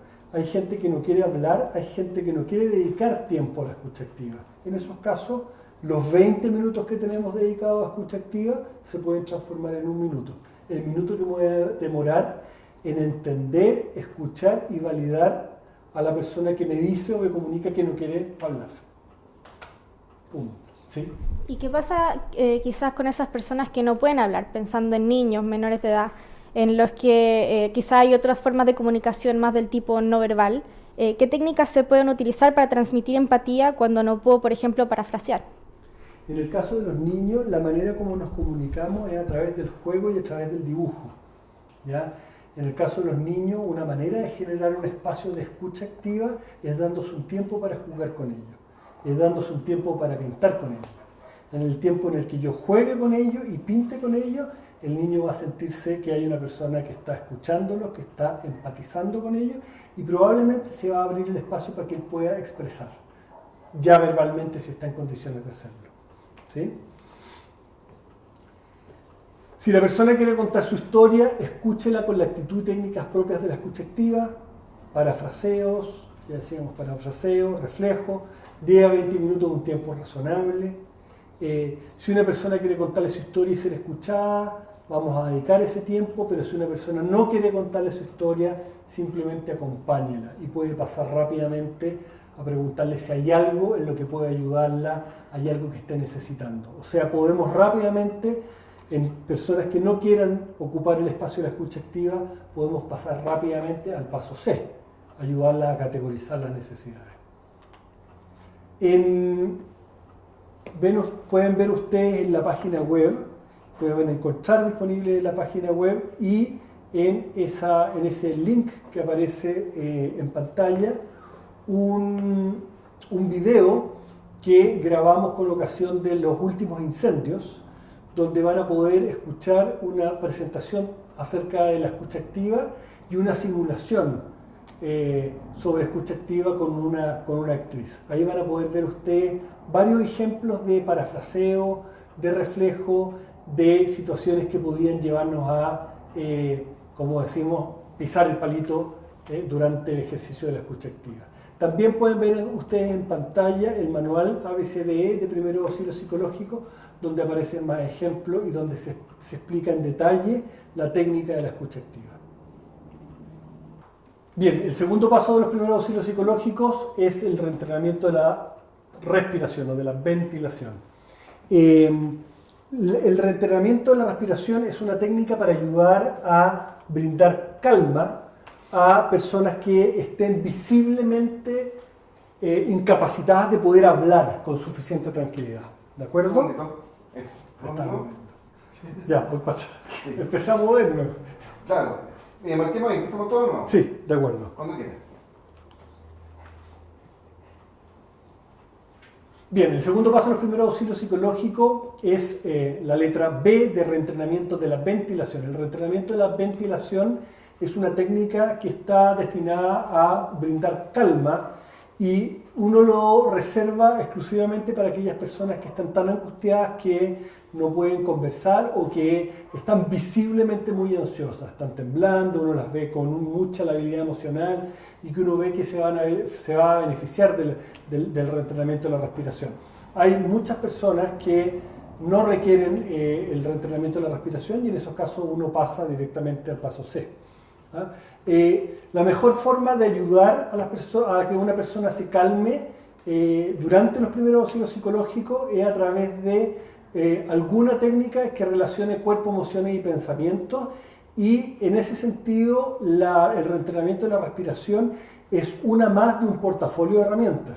Existen muchas más herramientas que simplemente el reentrenamiento de la respiración. Ustedes pueden ver ahí en pantalla una lista larga de técnicas de relajación que son muy efectivas y cuyos detalles los vamos a dejar en la página web para que ustedes puedan bajarlo. Otras de las técnicas que típicamente ocupamos son la técnica de Jacobson o de contracciones musculares progresivas, la técnica del lugar seguro, en fin, existen muchas. A nosotros nos gusta mucho la técnica de reentrenamiento de la respiración porque es una técnica sencilla que la persona puede seguir haciendo luego en su casa sin la necesidad de compañía o de ayuda, y que además es una técnica que sabemos tiene un efecto muy potente, ¿sí? Siempre para hacer el reentrenamiento de la respiración o cualquier otra técnica de relajación es importante seguir 4 pasos. Primero, explicarle a la persona en qué consiste la técnica y su lógica. Luego, hacer una demostración uno mismo. Luego, hacer que la persona lo haga, pero conmigo acompañando.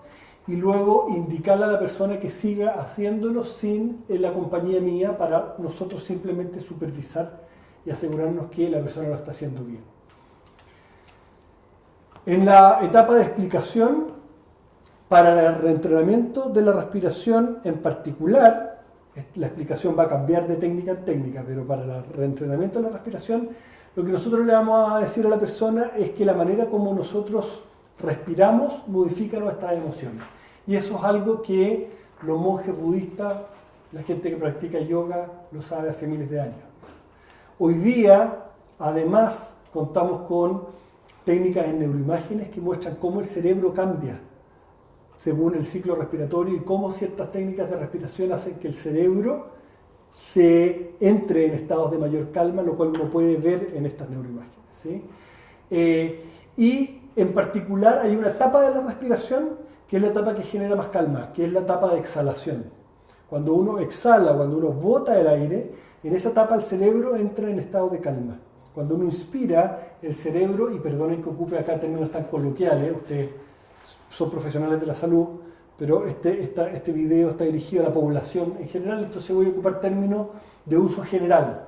Cuando uno inspira, aumenta la adrenalina del cerebro, cuando uno exhala, baja la adrenalina del cerebro. Por lo tanto, si yo le enseño a una persona a respirar prolongando el tiempo de exhalación, la adrenalina en el cerebro va a bajar, ¿de acuerdo? Y en eso consiste la técnica que nosotros vamos a hacer. Luego entonces, una vez que nosotros le hemos explicado, lo que vamos a hacer es demostrarle en qué consiste la técnica. Y la técnica consiste en inspirar en 4 tiempos, exhalar en 4 tiempos y aguantar 4 tiempos más con los pulmones vacíos. ¿De acuerdo? Entonces, si yo les dijera a ustedes, hagámoslo juntos, que es lo que ustedes van a tener que hacer aplicando la técnica con los afectados, yo les diría, ok, ¿me acompañan ahora? Vamos. Entonces, les voy a pedir ahora que lo hagan. Entonces vamos a hacerlo juntos. Inspira, 2, 3, 4, exhala, 2, 3, 4, aguanta, 2, 3, 4. Y repetimos. Esa es la etapa de demostración. ¿De acuerdo? Sí.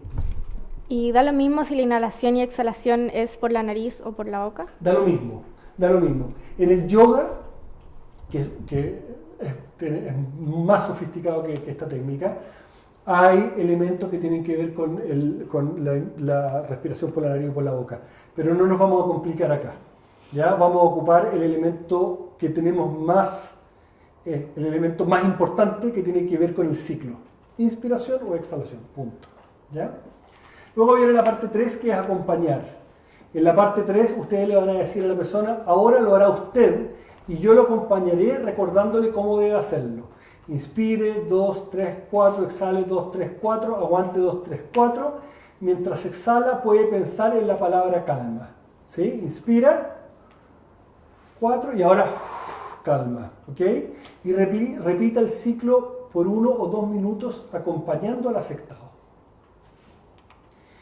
Y luego viene la etapa de indicación. En la etapa de indicación lo que nosotros vamos a hacer es explicarle a la persona que para que esta técnica realmente logre bajar la adrenalina del cerebro durante estos días, se requiere hacer 3 veces al día durante 10 minutos. ¿Ya?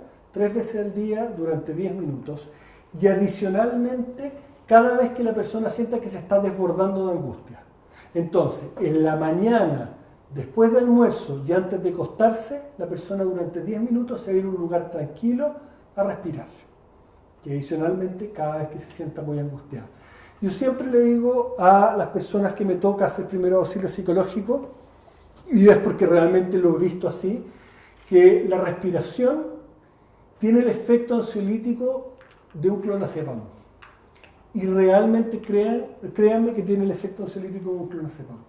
Me ha tocado atender personas en situaciones de angustia que han estado incapaces de poder conversar, y uno las acompaña durante 10 minutos a respirar, y luego tú tienes una persona tranquila con la que puedes conversar y puedes empezar a pensar, ¿ya? Cómo resolver la situación que estás viviendo. Existen algunas aplicaciones, lamentablemente las que yo conozco están solo en inglés, ¿ya? Pero hoy día con las redes sociales, las aplicaciones, todo el mundo de alguna manera logra manejarse con este tipo de aplicaciones, ¿sí?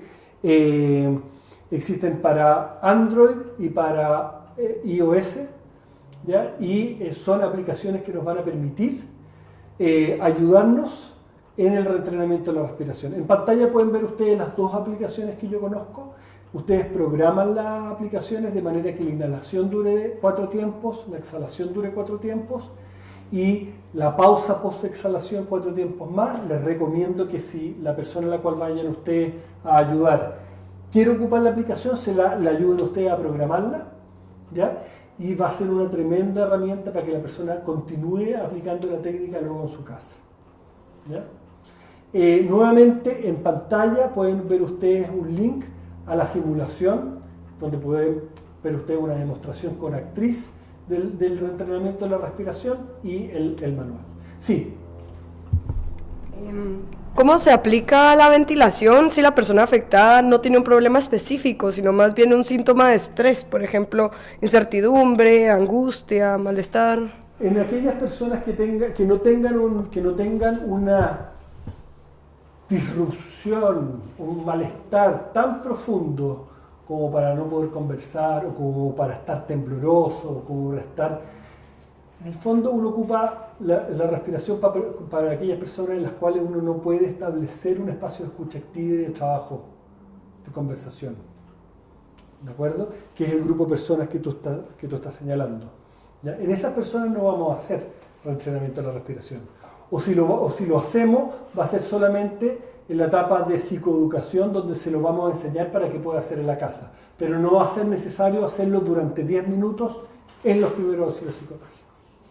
Bien, yo les decía que los primeros auxilios psicológicos son una técnica de naturaleza fundamentalmente social, y es ahí donde cobra protagonismo el paso C y D, ¿sí? Que son pasos fundamentalmente destinados a identificar necesidades y luego a conectar a la persona con las redes de apoyo adecuadas para satisfacer esas necesidades.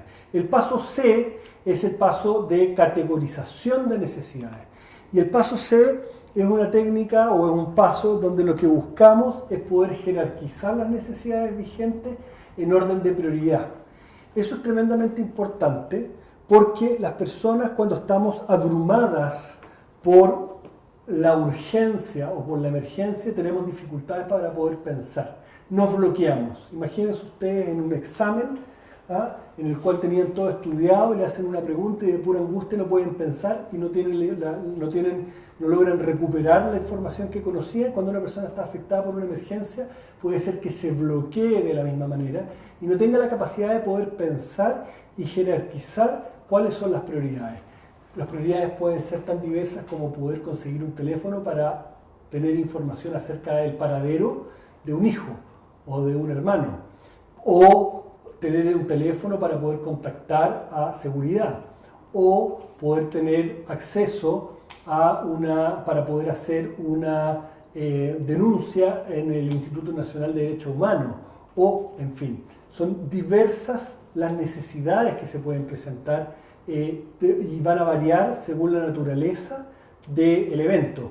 En otros eventos traumáticos podría ser, por ejemplo, poder conseguir abrigo o techo para pasar la noche después de un terremoto, etc. ¿De acuerdo? Esto yo les decía que es muy importante porque cuando se produce mucha adrenalina, el cerebro queda interferido. La corteza, que es la estructura cerebral que nos permite reflexionar, pensar de una manera más analítica, se interfiere. Digamos. Ahí pueden ver ustedes una imagen, si quieren más detalles pueden descargar ese artículo.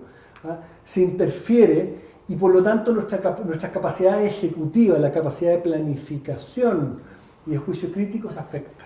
¿Ya? Entonces las personas no tenemos la capacidad de poder priorizar e identificar en detalle cuáles son las necesidades. Y en ese momento entonces cuando un tercero, en salud mental hablamos del yo auxiliar, ¿cierto? Un tercero nos puede ayudar a identificar esas necesidades y a priorizarlas, ¿sí? ¿Y cómo nosotros vamos a ayudar a la persona a identificar esas necesidades y a priorizarlas? Lo primero es contextualizándonos en el escenario en el cual vamos a ir a operar, ¿ya? Anticipando cuáles pueden ser las necesidades. Si yo ir a trabajar a un terremoto, yo tengo que saber que las personas que están allí afectadas podrían tener necesidades de conocer el paradero de un ser querido. Entonces debiera saber que la PDI normalmente en los desastres naturales hace publicación del paradero de personas. Si yo voy a trabajar un terremoto, debiera anticipar que uno de los problemas que la gente podría tener es el del techo para pasar la noche, o el de abrigo.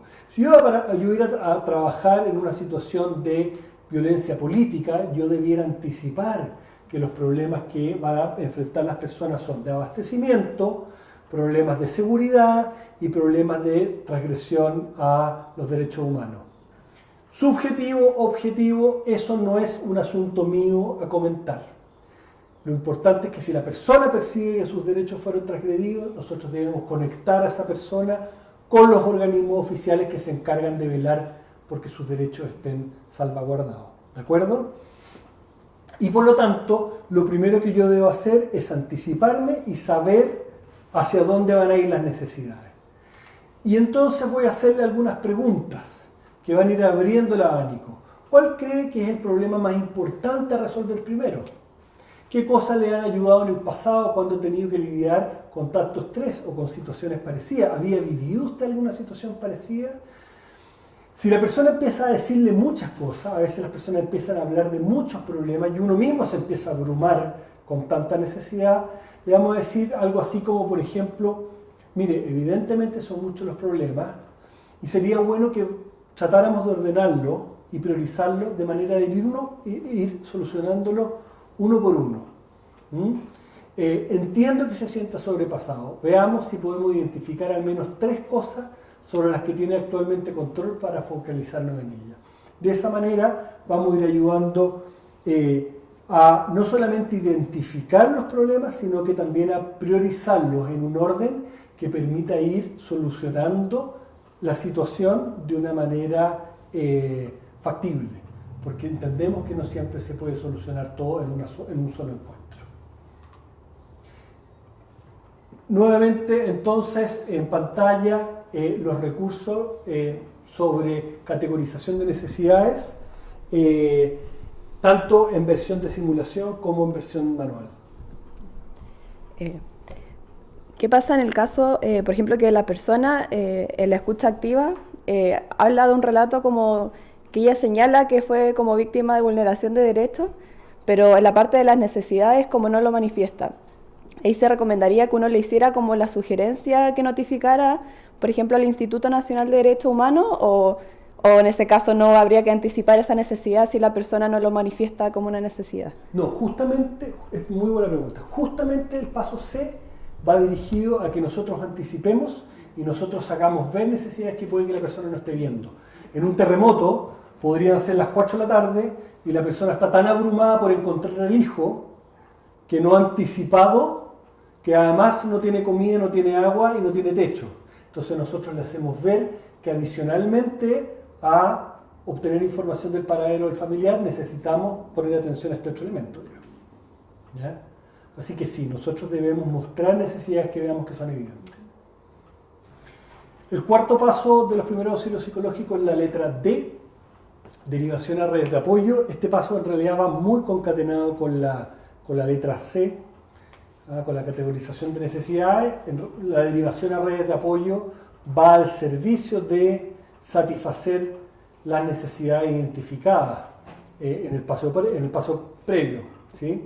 Entonces, una vez jerarquizadas las necesidades, lo que vamos a hacer es ayudar al afectado a contactarse con redes de apoyo que le permitan de una manera sustentable en el tiempo, porque ya decía, nosotros vamos a ir y nos vamos a volver, digamos. Entonces, tenemos que activar redes de apoyo que permitan de una manera sustentable en el tiempo mantener la satisfacción de esas necesidades amenazadas, ¿sí? Y la primera red de apoyo, siempre la primera red de apoyo es la familia y son los amigos y los vecinos. Eso es muy importante tenerlo presente, ¿ya? Y muchas veces estas redes de apoyo se activan de manera espontánea. Ya ven ustedes los chalecos amarillos, fue una conformación de red de apoyo espontánea al servicio de satisfacer la necesidad de seguridad, ¿sí? Por lo tanto, entonces lo que siempre vamos a hacer es ayudar a contactar activamente al afectado con sus familiares, con sus amigos, con sus vecinos y cuando sea necesario también con los servicios de protección del Estado. Para hacer una buena derivación a las redes de apoyo hay un requisito previo, que es conocer las redes de apoyo. Si ustedes no conocen las redes de apoyo, no van a poder hacer buenos primeros auxilios psicológicos, ¿ya? Y las redes de apoyo más relevantes van a cambiar según la naturaleza de la emergencia, ¿ya? Es inaceptable de alguna manera ir a prestar primeros auxilios psicológicos a un lugar sin antes haber estudiado cuáles son las redes de apoyo que están operando en ese lugar. Es muy importante hacer ese trabajo.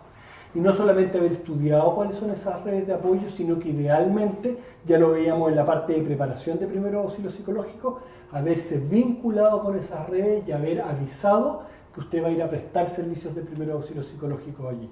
De manera que la derivación sea expedita, que los conozcan ustedes, que sepan que están haciendo ese trabajo, ¿ya? ¿Por qué es importante la derivación a las redes de apoyo?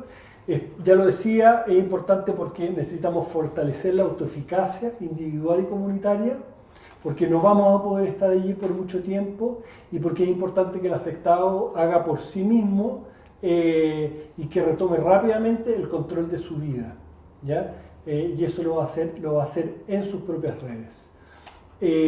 ¿Cómo hacemos la derivación a las redes? Acá hay algunas billetas de ejemplo. Para contactarlo con la familia o con los amigos, simplemente decirle, mire, se ha visto que ayuda mucho en estos periodos de tiempo para estar mejor, compartir con los amigos o los familiares, pasar tiempo juntos, acompañados. Eso usted lo puede hacer en la etapa de psicoeducación. ¿Existirá algún momento en la semana en el que pueda dedicarse regularmente a compartir con familia y amigos? Yo a las personas que están pasando por un periodo de crisis muchas veces les digo que dediquen un tiempo semanal por agenda para compartir con su gente. Que reserven tiempo de la semana para compartir con su familia y para compartir con sus amigos. Algo que uno no muchas veces hace de manera espontánea. Entiendo que quizás ustedes confíen en los servicios públicos de apoyo, pero si más adelante cambia de opinión, quisiera que sepa cómo contactarlos para personas que puedan estar más resistentes, ¿de acuerdo? Y le entregamos folletería. Es muy importante ir preparado a hacer primeros auxilios psicológicos con folletería. Y la folletería lo que incluye, entre otras cosas, es el número de teléfono o las direcciones web de los servicios de apoyo vigentes en el lugar y relevantes para la emergencia en el lugar donde está ocurriendo. Acá tienen ustedes algunos ejemplos. SAMU, 131, Bomberos, 132, Carabineros, 133, la PDI, el Instituto Nacional de Derechos Humanos. Para esta emergencia o para esta situación en particular, el Instituto Nacional de Derechos Humanos tiene una página web, que es la que ven ustedes en pantalla, que tiene un espacio dedicado a hacer denuncias para personas que sienten que sus derechos fueron transgredidos. Salud Responde, muy importante, el 600-360-7777 es un servicio donde tienen un catastro de las farmacias que están activas o que están abiertas, ¿ya? Pueden ayudarlos no solamente con eso, sino que con algunas dudas de salud que puedan surgir. Centro de Apoyo a Víctimas, entre otros, ¿de acuerdo? Muy importante que los conozcan para ir a prestar primer auxilio psicológico, muy importante que los transmitan a los afectados. ¿Sí? ¿Y qué pasa con la derivación si es que no existe un canal de información como oficial activo o los casos en que la información cambia mucho, por ejemplo, en el transcurso del día o que, por ejemplo, no sé, del horario de funcionamiento de ciertas instituciones o el funcionamiento de algunos supermercados? ¿Cómo qué podríamos hacer como para hacer el paso de la derivación en esos casos? Mira, efectivamente, cuando la emergencia es tan dinámica como lo que está ocurriendo hoy día, la disponibilidad de los servicios va cambiando muy rápido y además es muy heterogénea entre los distintos lugares. Incluso dentro de las mismas comunas hay heterogeneidad. Entonces, en ese caso, la disponibilidad de información más fidedigna, más actualizada, por lo que yo he visto, suele estar a nivel de juntas de vecinos y a nivel comunal. El nivel territorial comunal, incluso las juntas de vecinos, son las que tienen la información más actualizada y más aplicable a la realidad local. yo invitaría a la gente a que se contacte con esa instancia. ¿Sí? ¿Puedo no aplicar uno de estos pasos? ¿Sí? ¿No te escuché bien? ¿Sí? ¿Puedo no aplicar uno de estos pasos, tanto el D o el C? Si el C es difuso, por ejemplo, si no hay una necesidad tan concreta, ¿cómo podría ser estos pasos de derivación? Los primeros auxilios psicológicos son una técnica flexible. El orden A, B, C, D, E es una manera de acordarnos, pero uno puede ir permutando el orden, enrocando el orden, según la necesidad de cada persona. ¿Ya? Hay personas donde pueden estar tan angustiadas que yo no haga escucha activa al principio, yo parto por el B inmediatamente y después me voy al A. ¿Sí? O hay personas que yo tuve la impresión de que estaban muy afectadas, me dispuse a hacer primer auxilio psicológico y al poco andar me di cuenta que no tiene ganas de recibir el apoyo o no quiere hacer escucha activa y entonces me salto el paso A, me salto el paso B, me salto el paso C porque no hay necesidades inmediatas porque me voy directo al E. Pum, paso directo al E y le entrego folletería de psicoeducación. Listo. ¿Ya? Si la persona no ve necesidades inmediatas, a pesar de que tú ayudaste a encontrarlas, no hay, por lo tanto, redes que activar, no hubo escucha activa que hacer, tú pasas directo al E. ¿Ya? El objetivo de la protocolización es que tengamos presentes los 5 elementos y que los apliquemos con flexibilidad. ¿Sí? En el caso de que una de las necesidades sea hacer una llamada telefónica o algo así, ¿conviene prestar el celular propio? ¿Sería bueno tener como un dispositivo extra para el uso de las personas? Lo ideal sería tener un dispositivo extra. Cuando se va en equipos a hacer primeros auxilios psicológicos, se lleva habitualmente un teléfono para disposición de los afectados. Eso no siempre se puede y cuando yo lo he hecho le presto el celular y listo. Me parece que es algo súper razonable. El paso final de los primeros auxilios psicológicos, y digo final porque ocupa la letra E, pero ya había dicho que se puede intercambiar, es la psicoeducación. ¿Sí? La psicoeducación consiste fundamentalmente en entregar información a la persona que le permita saber qué es lo que puede esperar en los próximos días, en términos de sus reacciones emocionales, de manera de poder normalizar los síntomas que son anticipables. Es anticipable que la persona durante los siguientes días esté con insomnio. Es anticipable que durante los siguientes días la persona no pueda parar de consumir información en las redes sociales, en las noticias, en la televisión, y sienta que de repente se ve abrumada por tanta información. Es esperable que esté más irritable. O también es esperable que se encuentre con sus hijos pequeños en la cama o que volvieron a perder el control de los esfínteres o que hacen juegos que reeditan la experiencia que están viviendo.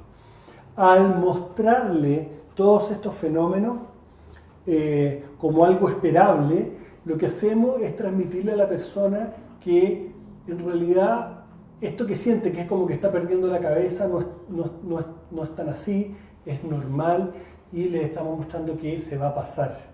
Le tenemos que decir que normalmente este tipo de experiencias tan incómodas y que nos desconciertan porque no solemos experimentarlas, suelen pasar al cabo de un mes. Eso es lo típico, al cabo de un mes. En algunas personas podrían durar hasta 3 meses. ¿Ya? Típicamente al cabo de un mes ya han pasado.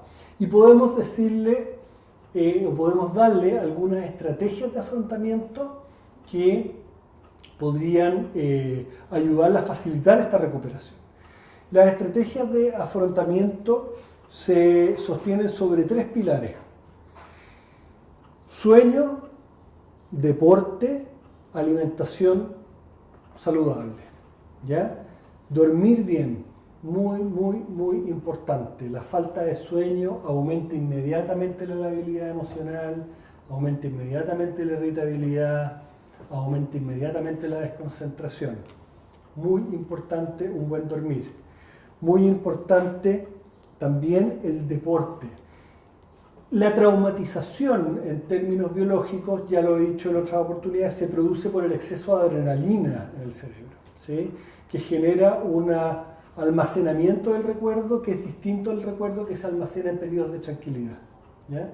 El deporte, la actividad física, es una herramienta muy efectiva para bajar los niveles de adrenalina, ¿ya? En particular el deporte aeróbico. Invitar a la gente a hacer deporte es muy efectivo, ¿ya? Alimentación saludable, reentrenamiento de la respiración, enfatizar el uso del reentrenamiento de la respiración y, muy importante, enfatizar durante este periodo la importancia de pasar tiempo con la familia y pasar tiempo con los amigos, ¿ya? Entonces, deporte, alimentación saludable, sueño, reentrenamiento de la respiración y finalmente pasar tiempo con los amigos y con la familia son los elementos más importantes para promover una adaptación adecuada a esta situación, para facilitar la adaptación, lo que llamamos las estrategias de afrontamiento. A pesar de aplicar estrategias de afrontamiento, van a haber algunas personas que van a desarrollar una sintomatología demasiado intensa o demasiado prolongada. En esas personas vamos a requerir que la persona consulte al centro de atención primaria, ¿de acuerdo? Ahí existen algunos síntomas de alarma que son los que nos dicen cuándo una persona debiera consultar, cuándo una persona debiera pedir ayuda. Fundamentalmente tienen que ver con una intensidad de la sintomatología que compromete el funcionamiento, que compromete el día a día y que se mantiene durante el tiempo más allá de un mes. Eso es lo típico. Demasiado intensa como para comprometer el funcionamiento del día a día o demasiado prolongada más allá de un mes, ¿ya?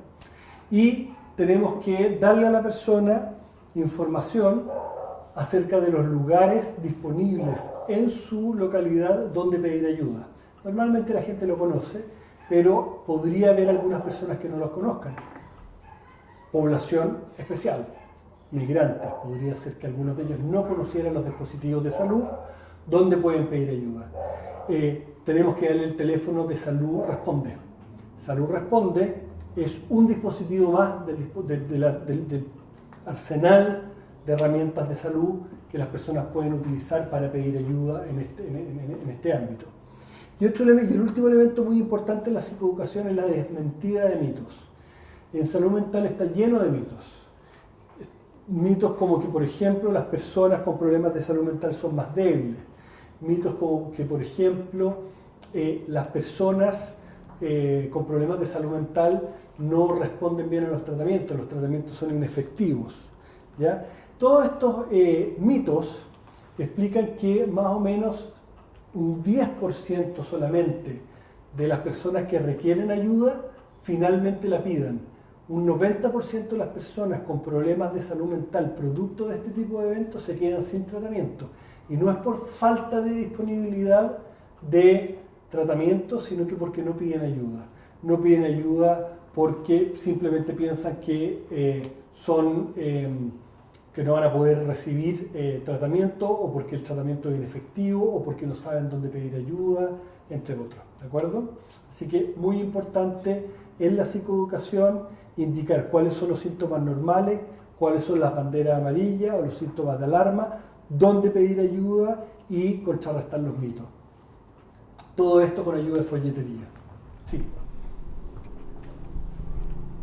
Tengo dos preguntas. Sí. Por un lado, ¿cómo podría aplicarse este protocolo a personas que tengan dificultades en el lenguaje, pensando en personas sordomudas o personas extranjeras que no hablen español? Y ¿cómo debería ser el manejo en personas que tengan previo patologías psiquiátricas severas? De acuerdo. En relación a la primera pregunta, si vas a ir a prestar primero auxilio psicológico a personas con alguna discapacidad o con otro idioma, tienes que ir con un traductor o con alguien que sepa manejar idioma braille. Definitivamente, necesitas esa ayuda para hacerlo. Y es parte de la preparación que tienes que considerar en los días antes de desplegarte a hacer el trabajo. ¿Ya? En relación a la segunda pregunta, ¿me la puedes repetir?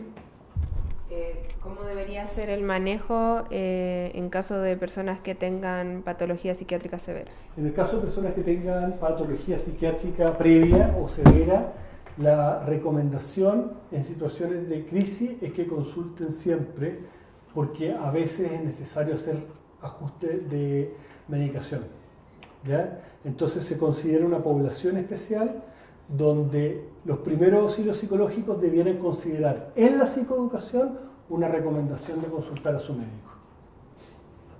Bien, y es el protocolo de primeros auxilios psicológicos ABCDE.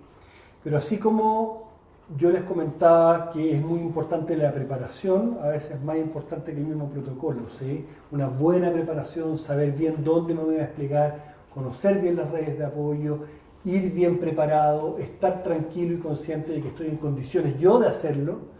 Muy importante también es el trabajo que hacemos después de prestar los primeros auxilios psicológicos. Los primeros auxilios psicológicos tienen etapas de trabajo muy claras. Antes la preparación, durante los pasos y después. Después de prestar los primeros auxilios psicológicos, ustedes debieran llevar un registro completo en una ficha de atención de la persona a la cual ayudaron. ¿Ya? Es muy importante. Los primeros auxilios psicológicos deben ser un trabajo ordenado y donde se lleven registros de la atención brindada. ¿Ya? Coordinar con los dispositivos locales o con los relevos. En algunas operaciones de primeros auxilios psicológicos, ¿sí? Se trabaja en turnos. Coordinar con los turnos esa entrega de turnos, trabajo con el relevo. En algunas situaciones es necesario, no es la que estamos viviendo, pero por ejemplo en un desastre natural, equipos de primeros auxilios psicológicos se despliegan durante una semana en el lugar de trabajo y la recomendación es que el periodo de trabajo no dure más que eso, ¿ya? Una semana, y es muy importante después del trabajo hacer la entrega de turno al equipo que hace el relevo con esas fichas que ustedes han escrito, porque muchas de las personas podrían volver a consultarle.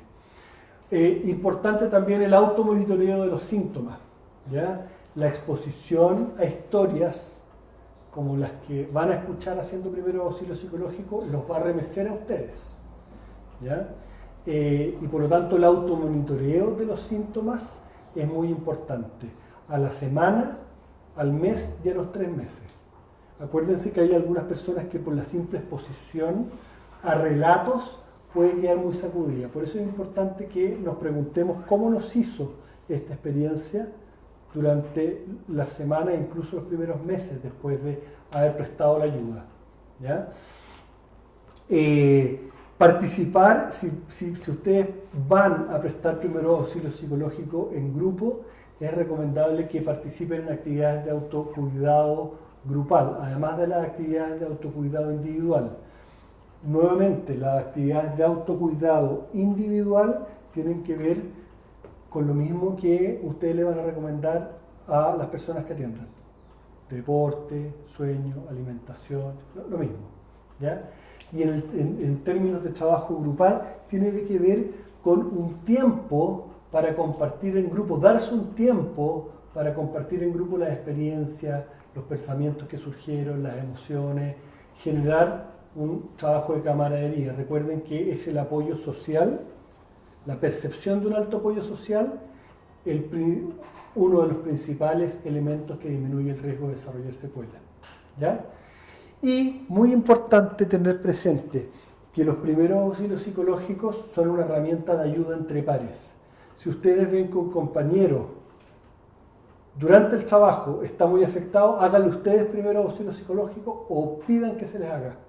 Los primeros auxilios psicológicos nosotros lo ocupamos mucho para el trabajo, por ejemplo, con bomberos o con la policía o con el SAMU. Y allí enseñamos a hacer primeros auxilios psicológicos entre pares. Funcionarios de la salud, primeros auxilios psicológicos de entre pares. Por lo tanto, lo que estamos aprendiendo no es solamente una herramienta de ayuda a terceros, sino que una herramienta de ayuda para sí mismo y para sus compañeros de trabajo. ¿Ya? Para ir terminando, entonces, solo 2 láminas. La primera, una ayuda a memoria. Primero, escucha activa, elementos claves, parafraseo, reflejo, cuidado con los silencios, ¿sí? Cuidado en el sentido de no, producto de los silencios, decir cosas inadecuadas. Paso B, ventilación, 4 tiempos de inspiración, 4 tiempos de exhalación, 4 tiempos de aguantar con los pulmones vacíos. Paso C, categorización de necesidades, identificar y anticipar las necesidades en la etapa de preparación y ayudar activamente a la persona a identificar las necesidades y ordenarlas. Paso D, derivación a redes. Las primeras redes son la familia, los amigos y los vecinos. La primera red. ¿Ya? Y el paso E, la psicoeducación, lo más importante, anticipar qué es lo que sucederá, normalizar los síntomas y indicar cuándo y dónde pedir ayuda. ¿Ya? Respecto a todos estos elementos van a poder encontrar detalles, van a poder encontrar folletería que les va a permitir trabajar en nuestra página web. Ahí pueden ver ustedes nuestra página web, un enlace a una página que tenemos en YouTube, ¿sí? La página web a través de la cual ustedes están descargando este material también tiene folletería y recursos que van a poder ayudarles en el momento de desplegarse a prestarle ayuda, ¿no? Espero que les vaya muy bien en el trabajo y estén atentos porque durante los próximos días vamos a abrir un espacio de digital, algo así como un webinar, donde vamos a poder hacer preguntas a todas las personas que estén trabajando. Muchas gracias.